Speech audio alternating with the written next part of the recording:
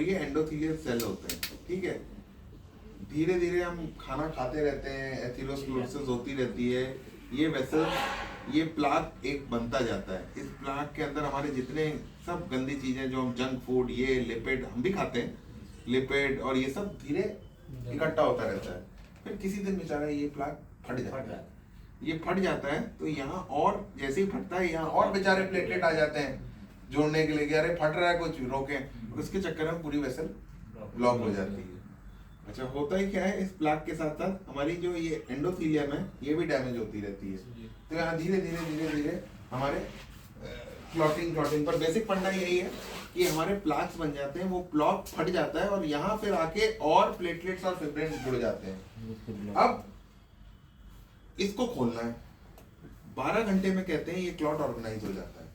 तो अगर chest pain के विदिन 12 घंटे आए हैं तब आईवी दवा काम करेगी, नहीं है तो फिर आपको स्टेंट डालना पड़ेगा। ये लोग क्या करते हैं, गाइड वायर डालते हैं, गाइड वायर के थ्रू पहले उसमें कुछ डायलेटर डालेंगे, पूरा वो प्लाक थ्रोम्बोवैक्यूएटर डालते हैं, वो थ्रोम्बस को इवैक्यूएट करते हैं और फिर उसमें यहाँ एक स्टेंट डालते हैं। तो ये इम्पोर्टेंट, जो सबसे इम्पोर्टेंट है एसके एलिवेशन में हमारा ड्यूरेशन ऑफ पेन कितनी देर का है। तो अगर सबसे पहले कोई, जैसे आप लोग ने आया, सब सिंपल कर देंगे, ज़्यादा नहीं है, एसके एलिवेशन एमआई आ गया, तो सबसे पहले क्या करना है, लोड कर दो, एस्पिरिन दे दो 300, 4 टैबलेट, क्लोपिडोग्रिल 4 टैबलेट 300, एटोरोवासरने का 80 और एक क्लेक्सेन 0.6 लगा दो, ठीक है।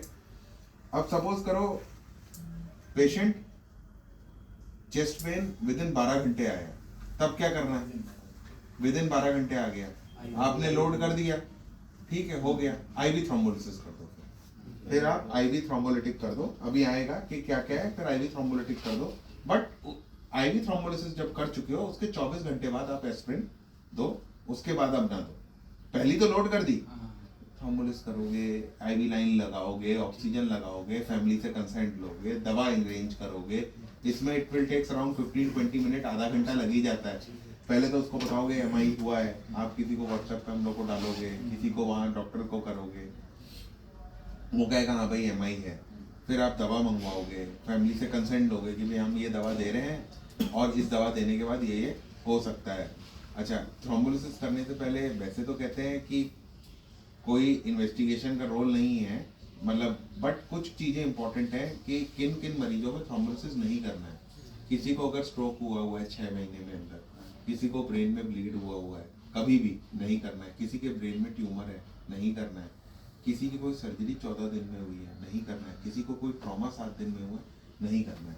ये सब चीज़ें ये करते हुए कहीं से ब्लीडिंग तो नहीं हो रही है, तो सीबीसी का इसलिए कह रहा हूँ वेट नहीं करो, सीबीसी आने में 1 दिन लग जाएगा, गई विंडो, उस समय शुगर चेक कर लो, इतना ज़रूरी है, तो ये कर लो। बट